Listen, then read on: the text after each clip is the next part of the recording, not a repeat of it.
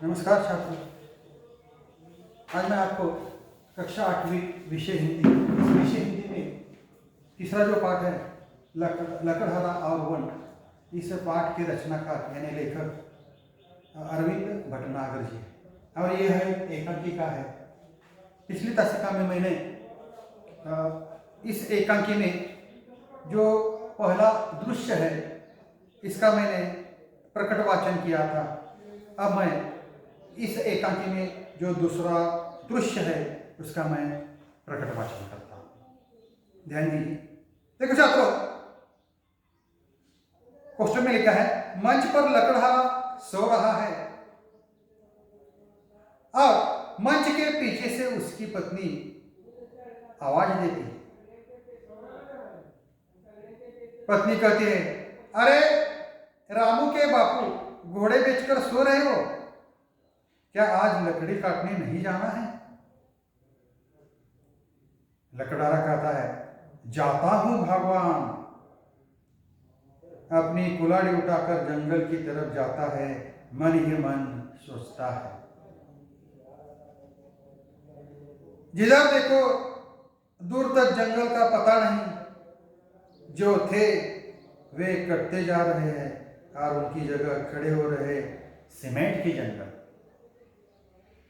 अचानक उसे चोट लगती है, वह चीख उठता है, फिर एक पेड़ की छांव में बैठ जाता है। आहा, कितनी ठंडी छाया है, सारी थकान दूर हो गई है। हरे भरे पेड़ के नीचे से उठकर अपनी कुल्हाड़ी संभालता है।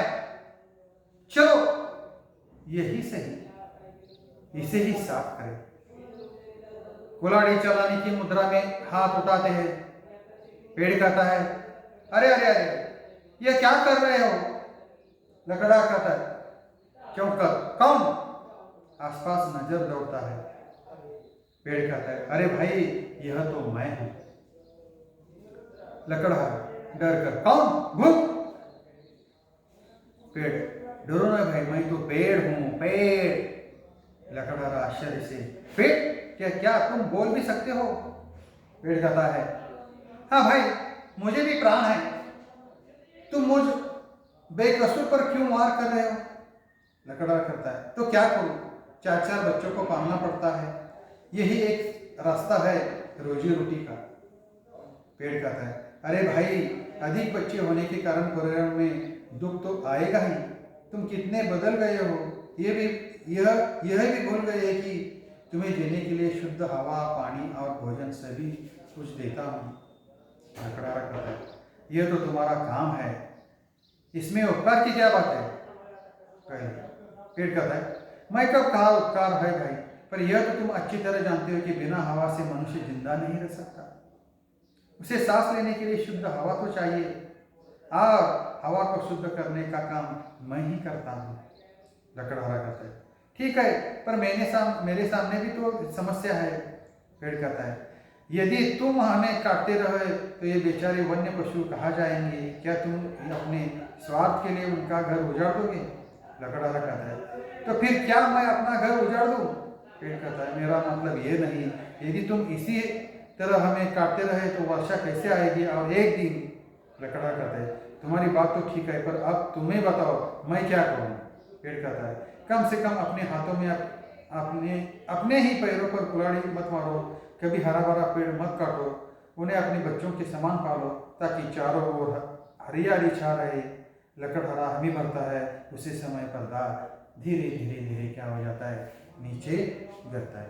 देखो छात्रों, आज मैंने लकड़हारा और वन, इस एकांकी का दूसरा दृश्य का मैंने प्रकट वाचन किया है।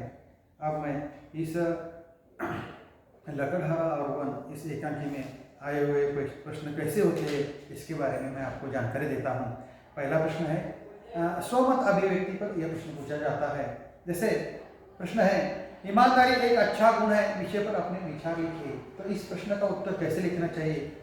ईमानदारी एक अच्छा गुण है, इसके अंतर्गत सच्चाई, दया, अनुशासन, कभी किसी को अपनी बुरी आदतें या व्यवहार से तकलीफ नहीं देना शामिल है। ईमानदारी व्यक्ति को सभी परेशानी से मुक्त और निडर बनाती है। यह व्यक्ति को अच्छाई के मार्ग पर ले जाती है। यही एक अच्छी आदत है जिसे अभ्यास से ग्रहण किया जा सकते हैं।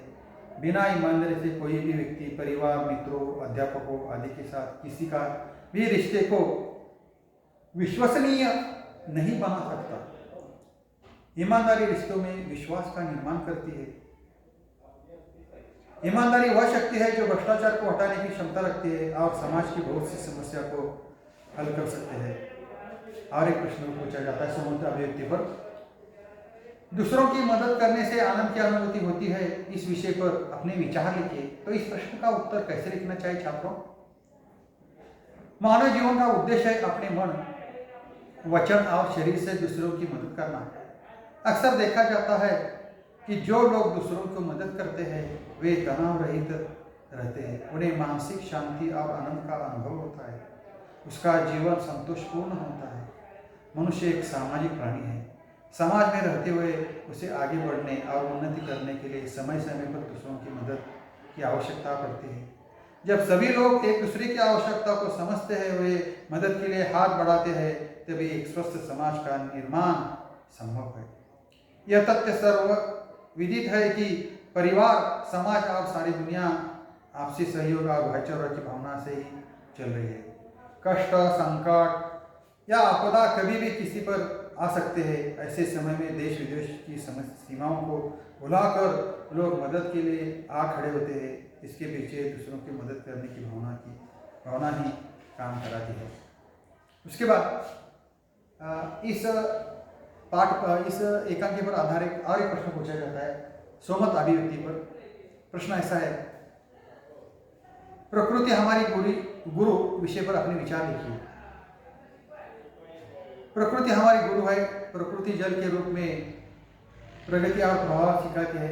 जल हमें बताता है कि हमें हर बाधा को पार करते हुए चलते जाना है। वायु का अर्थ है वेग। वायु के रूप में प्रकृति हमें सीमाओं पर रहकर जीने की सीख देती है। वायु जब अपनी सीमा तोड़ती है तो आंधी बन जाती है। उसी तरह मनुष्य जब सीमा तोड़ता है तो भूचाल आ जाता है।